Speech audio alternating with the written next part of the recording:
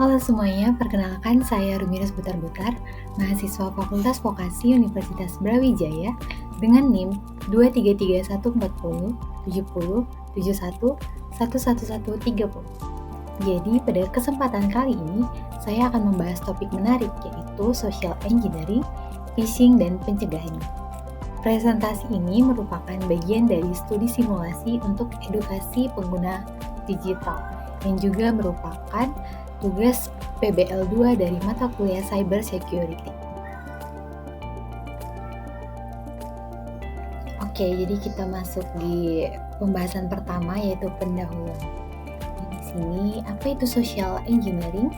Jadi, social engineering adalah teknik manipulasi psikologi untuk mendapatkan informasi atau akses, yang mana ini seringkali digunakan tanpa disadari oleh si korban.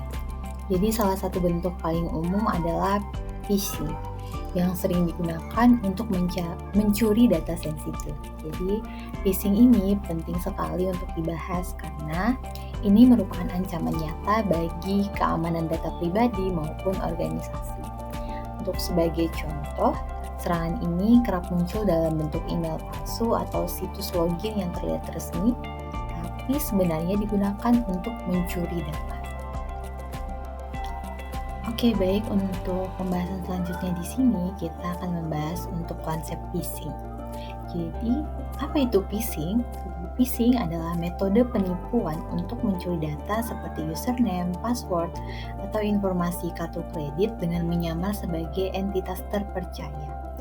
Jadi di sini ada beberapa jenis phishing seperti yang pertama ada email phishing yang dimana menggunakan email palsu yang mengarahkan korban ke situs penipuan.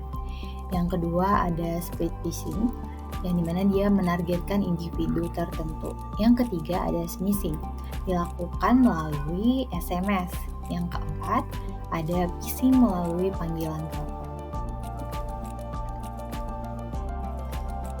Oke, untuk studi kasus di sini mungkin kita ambil dari kasus-kasus nyata, mungkin dari kita pernah mengalaminya, yang mana ada sebuah email dikirim dengan subjek seperti keamanan akun Anda. Tetapi dalam email tersebut ini berisi link yang mengarah ke situs palsu yang menyerupai situs bank resmi, seperti itu. Nah, berikut ini saya paparkan untuk phishing yang terjadi di beberapa negara. Nah, berikut ini ialah statistikanya, yang mana sini terlihat persentasenya cukup lumayan juga ya.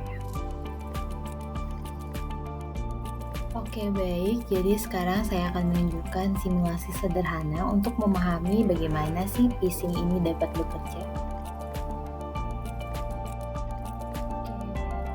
Jadi berikut ini ialah tahap simulasi yang merupakan bagian inti dari presentasi ini. Jadi untuk simulasi ini saya membuat proyek sederhana berupa Google Form yang menyerupai halaman login Instagram. Form ini dirancang agar terlihat seperti aslinya, namun ia hanya untuk edukasi, bukan untuk tindakan ilegal. Untuk langkah-langkahnya di sini yang pertama untuk domain yang digunakan.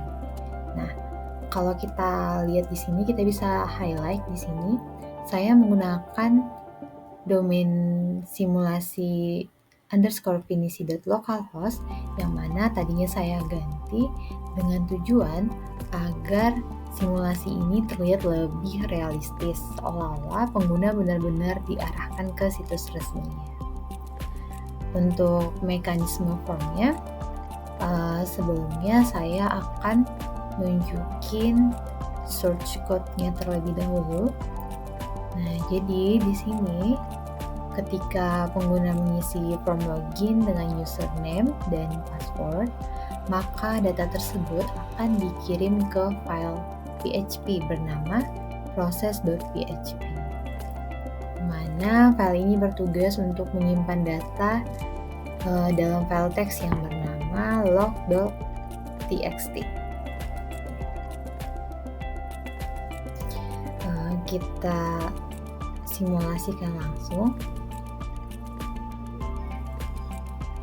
Jadi di sini kita bisa Untuk username-nya kita masukkan riris130 sebagai contoh ya.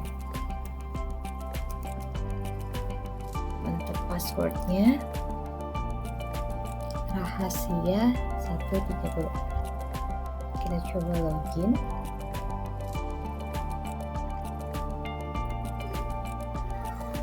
Nah, dari ketika kita login di sini, maka kita diarahkan langsung ke situs resminya Instagram, yang mana data yang tadi kita input berupa username dan password kita itu sudah dikumpulkan pada file log.txt. Nah, untuk pengecekannya kita bisa memeriksa melalui command prompt dengan perintah sebagai berikut. Tadi sudah saya implementasiin. Di sini type c.2/xm/htdoc/simulasi_phishing/log.txt, lalu enter. Nah, setelah perintah dijalankan, hasilnya adalah data username dan password yang tadi diisi melalui form login ini membuktikan bagaimana data bisa dicuri melalui metode phishing sederhana. Jadi kesimpulannya, dengan simulasi ini kita dapat memahami bagaimana metode phishing bekerja. Dalam skenario nyata, serangan seperti ini dapat digunakan untuk mencuri informasi pribadi, login akun penting, atau bahkan data keuangan. Oleh karena itu, penting bagi kita untuk waspada terhadap URL palsu atau form yang mencurigakan. Oke, baik teman-teman, jadi kita masuk pada pembahasan mitigasi dan pencegahan. Jadi untuk mencegah serangan phishing ini, ada beberapa langkah penting yang bisa kita lakukan. Yang pertama itu periksa URL. Pastikan situs yang kita akses menggunakan HTTPS. Yang kedua, jangan pernah ngeklik link yang mencurigakan, terutama dari email atau pesan yang tidak diinginkan. Yang ketiga, yaitu aktifkan two-factor authentication atau 2FA untuk lapisan keamanan tambahan.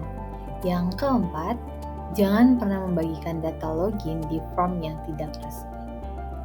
Nah, ada juga nih tools yang bisa membantu seperti Netcraft Extension untuk memblokir situs phishing dan VirusTotal untuk memeriksa keamanan URL.